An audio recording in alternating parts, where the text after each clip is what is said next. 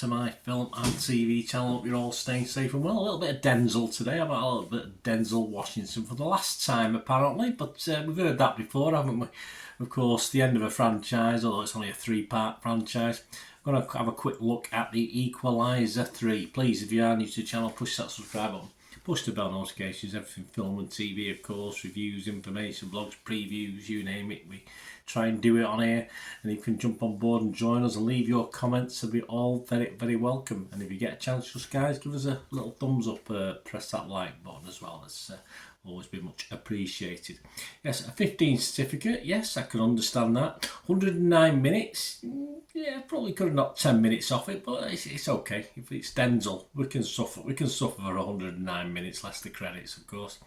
And it's apparently the final instalment, as I've said, but you never know. You never say never in this game, do you? That's for sure. And it stars Denzel reprising his role as retired US Marine and DIA officer Robert McCall. I do miss Edward Woodward still. Dakota Fanning, David Denham, Sonia Amar and Remo Gironi also star in this. And what's it about? Well, apart from revenge, it's old McCall discovers he's got new friends in a small town in southern Italy, and they're getting intimidated, silly people, by members of the Camorra, which are a mafia-style organisation. So yeah, obviously he's got to set out and sort his mates out and free his friends from their control. So yeah, a little task, and he's only one man, but hey, he's a Superman, isn't he? I think it definitely is.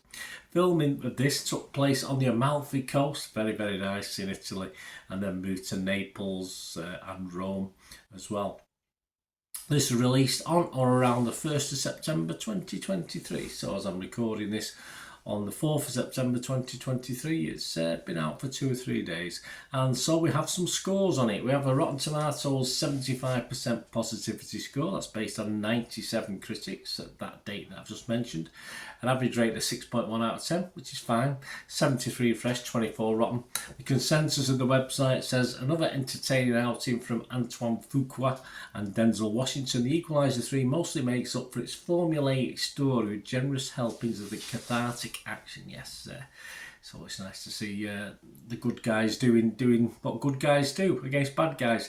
Metacritic, the other site we look at, their average a little bit lower, 57 out of 100, so just 57%. That's based on 36 critics. 21 was positive, 13 were mixed, and 2 were negative. So yeah, bit down. Rotten Tomatoes, about the audience. What about the audience, guys? Rotten Tomatoes audience, 94% positivity, 4.6 out of 5. They probably love it by the sounds of that. Internet Movie Database, yeah, a little bit less, but still very, very positive, 7.1 out of 10. And that's with over 6,900 scores and reviews. So all looks okay for as far as the public concerned. A bit mixed as far as the critics are concerned. What about me? What about my little pennyworth on this one? I think as finales go, it boxes off McCall's adventures without too much sorrow or danger for our hero, and sort of ends on a Carnival Cup winning high, if you like, right at the end as well. So it's all happy at the end of it. So no spoiler alert. You know, it's not a man on fire. He's not gonna end his rate or end his franchise with not long left to live, is he, in this? It's a happy ending. That's what we all like to see. To add authenticity, of course, we're dealing with the Italian mafia-style organisation.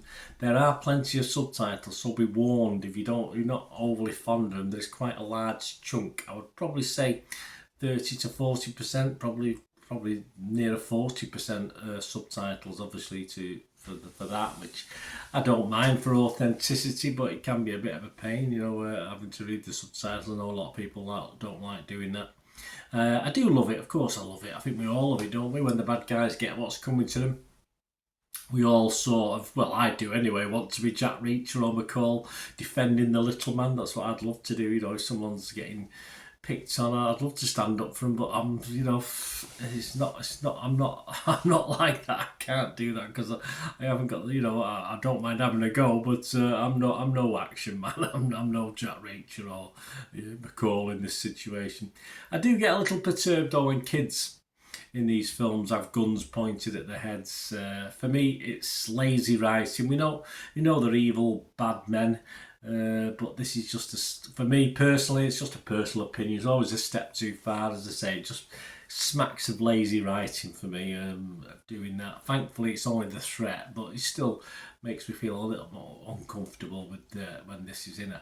I mean, obviously, you go back many years. You go back to probably the 80s, 90s when I was taking a writing course and stuff like that. It was a big no-no, of course, to murder or threaten children in books, and it was a similar sort of thing in films, but obviously that's now changed. But it's not something I like, but that's a personal thing.